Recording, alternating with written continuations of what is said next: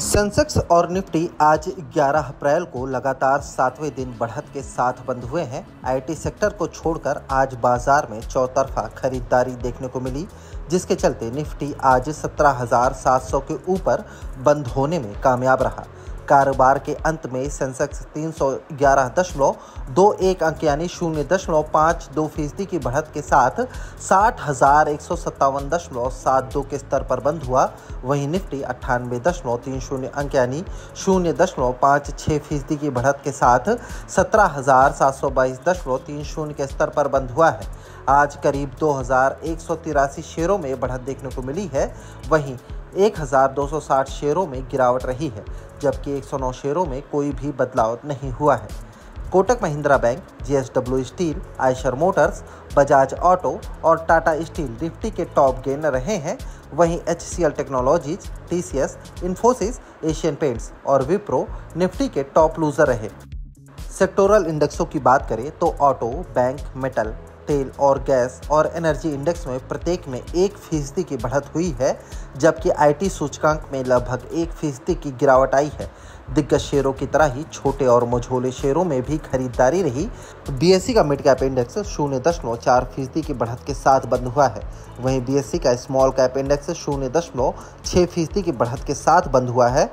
वहीं डॉलर के मुकाबले रुपए में आज कमजोरी देखने को मिली है। डॉलर के मुकाबले रुपया आज 14 पैसे की गिरावट के साथ 82.12 के स्तर पर बंद हुआ है। BSE में लिस्टेड कंपनियों का कुल मार्केट कैपिटलाइजेशन आज 11 अप्रैल को बढ़कर 264.48 लाख करोड़ रुपए पर पहुंच गया, जो इसके पिछले कारोबारी दिन यानी सोमवार 10 अप्रैल को 263.13 लाख करोड़ रुपए पर था। इस तरह BSE में लिस्टेड कंपनियों का मार्केट कैप आज करीब 1.35 लाख करोड़ रुपए बढ़ा है। 12 अप्रैल को कैसी रह सकती है बाजार की चाल? कोटक सिक्योरिटीज के श्रीकांत चौहान का कहना है कि एशियन और यूरोपियन मार्केट की तेजी ने आज भारतीय बाजारों में भी जोश भर दिया, जिसके चलते सेंसेक्स 60,000 के मनोवैज्ञानिक लेवल के पार जाता दिखा। तकनीकी तौर पर देखें तो इंटरडे टाइम फ्रेम पर मार्केट एक मजबूत पुल बैक रैली के बाद higher high higher low formation को बनाए हुए है। साथ ही 50 day SMA simple moving average के ऊपर कारोबार कर रहा है। ये काफ़ी हद तक पॉजिटिव संकेत है। ट्रेंड फॉलो करने वाले ट्रेडरों के लिए 17,650 के लेवल पर बड़ा सपोर्ट है। अगर यह सपोर्ट बना रहता है तो निफ्टी 17,800 से 17,835 का स्तर भी छू सकता है। वहीं अगर निफ्टी 17,650 के नीचे फिसलता है तो एक तेज इंटरडे करेक्शन देखने को मिल सकता है और निफ्टी 17,550 से 17,500 की तरफ जाता दिख सकता है। शेयर खान के जितिन गेडिया का कहना है कि पिछले 7 कारोबारी दिनों में निफ्टी पिछले दिन के लो के नीचे नहीं गया है। ये एक बहुत ही बुलिश संकेत है।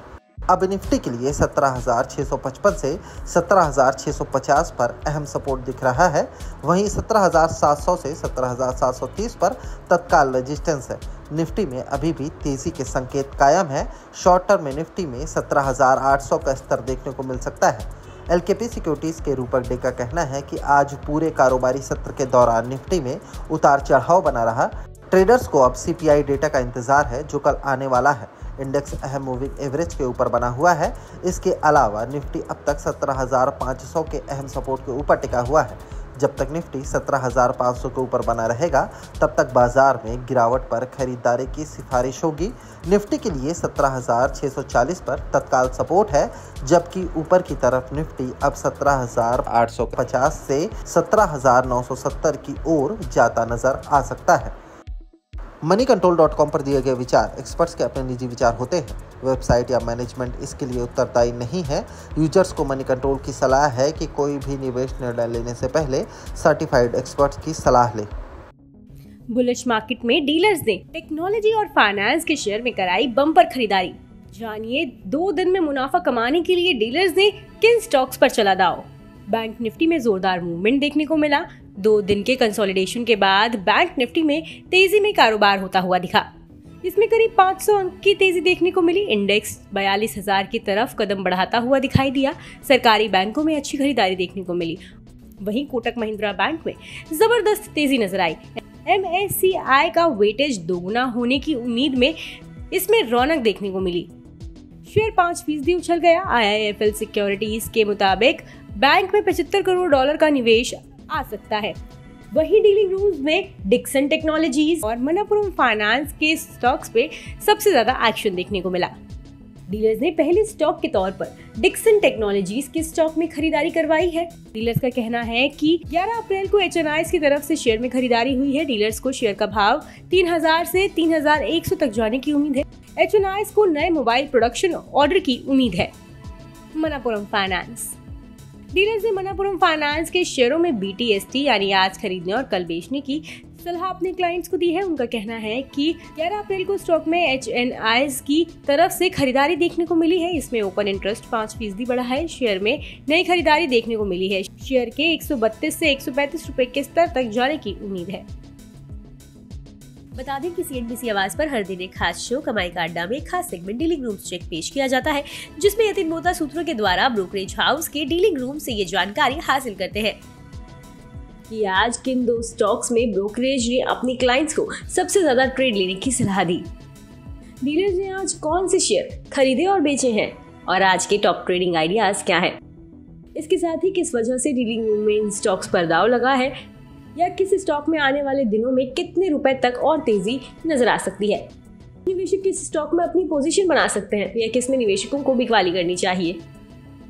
बता दें कि यहाँ मुहैया जानकारी सिर्फ सूचना हेतु दी जा रही है। मार्केट में निवेश बाजार जोखिमों के अधीन है।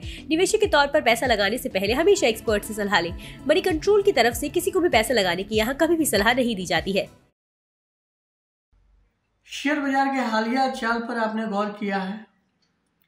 अगर नहीं किया है तो गौर करने पर आपको बहुत अच्छा एहसास होगा, इसलिए कि इस साल जनवरी की शुरुआत से ही दबाव में चलने वाला बाजार अब फिर से उठकर खड़ा होने की कोशिश कर रहा है।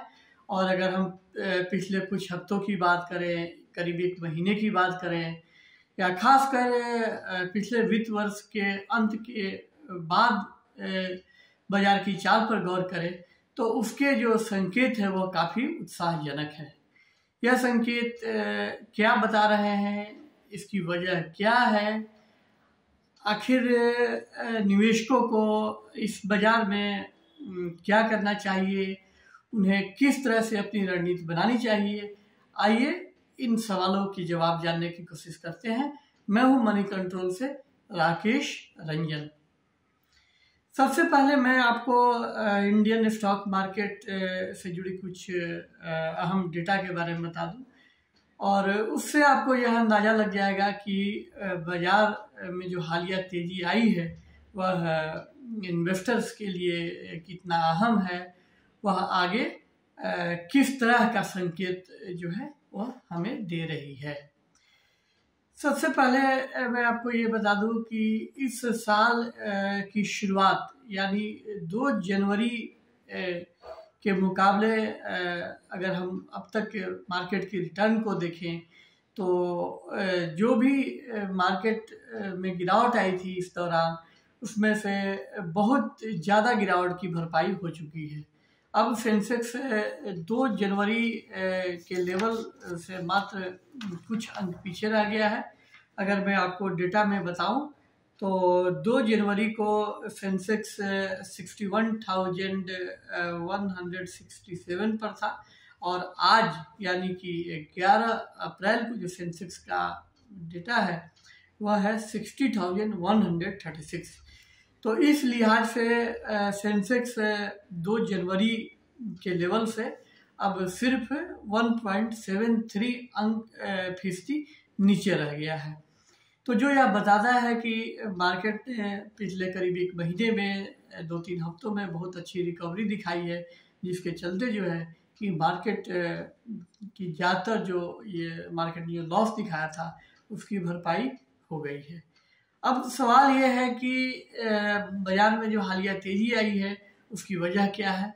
खासकर पिछले हफ्ते बहुत अच्छी तेज़ी देखने को मिली और आज इस हफ्ते का दूसरा दिन है तो सोमवार को भी बाजार की चाल अच्छी थी और आज भी जो है बाजार के दोनों जो प्रमुख सूचकांक हैं सेंसेक्स और निफ्टी वो दोनों हरे निशान में चल रहे हैं, अच्छी तेजी दिखा रहे हैं। तो क्या ये इसका संकेत है कि बाजार जो है वो अपने निचले लेवल से उठने की कोशिश कर रहा है और आने वाला जो समय है वह बाजार के लिए अच्छा रहेगा, यह तेजी जारी रहेगी। इस बारे में मैंने कई एक्सपर्ट से बातचीत की और बातचीत के आधार पर जो कुछ बातें सामने आई हैं उनमें यह माना जा रहा है कि कुछ बुनियादी ऐसे ये बदलाव हैं, ट्रिगर्स हैं, जिसके चलते बाजार में यह तेजी देखने को मिल रही है। उसमें से एक तो ट्रिगर यह है कि अमेरिकी बैंकिंग क्राइसिस जो है वह ख़त्म होता दिख रहा है और इस अमेरिकी बैंकिंग क्राइसिस के चलते बाजार पे एक दबाव बना था, तो बाजार उस दबाव से अब बाहर निकल चुका है। दूसरी बात कि जिस तरह से आरबीआई ने 6 अप्रैल को अपनी मॉनेटरी पॉलिसी पेश की और उसमें उसने इंटरेस्ट रेट में बढ़ोतरी नहीं की, तो इसका भी बाजार के सेंटीमेंट पर अच्छा असर पड़ा है। यह माना जा रहा है कि इंटरेस्ट रेट बढ़ोतरी का जो साइकिल है वह अपने अंतिम चरण में पहुंच गया है और यहाँ से इंटरेस्ट रेट में आगे ज़्यादा बढ़ोतरी की आशंका नहीं है। हालांकि आरबीआई ने कहा है, आरबीआई ने 6 अप्रैल को कहा था कि उसने इंटरेस्ट रेट नहीं बढ़ाने का जो फैसला किया है वह सिर्फ अप्रैल की मॉनेटरी पॉलिसी के लिए है। जून में जब उसकी अगली मॉनेटरी पॉलिसी आएगी तो वह इस इन्फ्लेशन के डेटा को देखते हुए इसमें बढ़ोतरी कर सकता है। लेकिन चूँकि रिटेल इन्फ्लेशन भी अब धीरे धीरे नीचे आ रहा है, नरमी कई चीज़ों की कीमतों में नरमी देखने को मिल रही है, तो इसलिए उम्मीद की जा रही है कि पिछले साल मई से जो इंटरेस्ट रेट में लगातार वृद्धि देखने को मिल रही थी, तो अब जो है कि उस तरह की वृद्धि आगे देखने को नहीं मिलेगी। ज़्यादा से ज़्यादा 1-2 वृद्धि हो सकती है। उसके बाद जो है इस साल के आखिर या अगले साल की शुरुआत से रिजर्व बैंक इंटरेस्ट रेट में कमी कर सकता है। तो ये कुछ ऐसे वजह हैं जिनके चलते जो है कि बाजार में हालिया तेजी दिख रही है।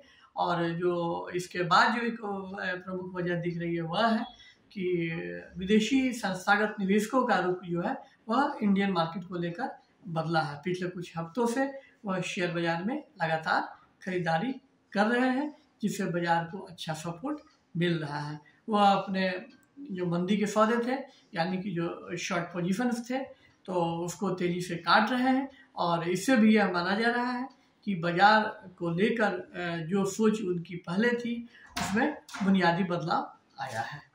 तो अब सवाल यह है कि रिटेल इन्वेस्टर्स को क्या करना चाहिए। तो इसमें एक्सपर्ट्स से जो हमने बातें की हैं तो उनका ये कहना है कि बाजार की जो यह तेजी है तो यह अभी शुरुआती स्टेज में है। इसको लेकर बहुत ज़्यादा संकेत निकालने की कोशिश नहीं करनी चाहिए और यह तय है कि हमारा बाजार खासकर जो इंडियन मार्केट है उसके लिए आने वाले दिन जो है वह कम मुश्किल भरे होंगे। हो सकता है कि इंडियन मार्केट में जो तेजी का यह सिलसिला है वह आगे जारी रहे, लेकिन कितनी तेजी आएगी यह बताना मुश्किल है।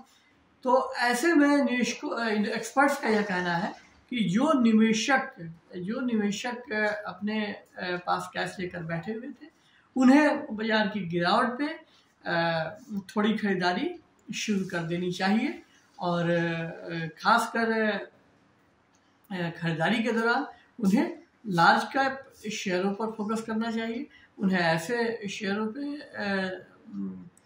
पर दाव लगाना चाहिए जिनकी बुनियादी स्थिति अच्छी है, जिनके बिजनेस को लेकर किसी तरह का कंसर्न नहीं है, जिन पे कर्ज का बोझ ज़्यादा नहीं है और जिन्हें आने वाले समय में डिमांड में रिकवरी से फ़ायदा होने वाला है। क्योंकि अर्थव्यवस्था से जुड़े कई ऐसे संकेत हैं जो यह बता रहे हैं कि कई सेक्टर में जो है हालात सुधर रहे हैं। इनमें 2 व्हीलर सेगमेंट है, रियल एस्टेट कंपनियां हैं, इस तरह से कई ऐसे दूसरे भी हैं। बैंकिंग स्टॉक की भी हालत पहले से अच्छी है। तो ऐसे में माना जा रहा है कि आने वाले जो दिन हैं वह अच्छे होंगे और इस मौके का फ़ायदा उठाने के लिए इन्वेस्टर्स जो हैं वह थोड़ी थोड़ी खरीदारी कर सकते हैं। तो यह आज की हमारी बातचीत आपको कैसी लगी यह हमें बताइए, और अगर हमारी बातचीत आपको अच्छी लगी तो आप हमारे वीडियो को लाइक करें, और अगर अभी तक आपने हमारे YouTube चैनल को सब्सक्राइब नहीं किया है तो सब्सक्राइब कर लें, और फिर जल्द हम आपसे नए वीडियो के साथ मिलते हैं। तब तक के लिए नमस्कार।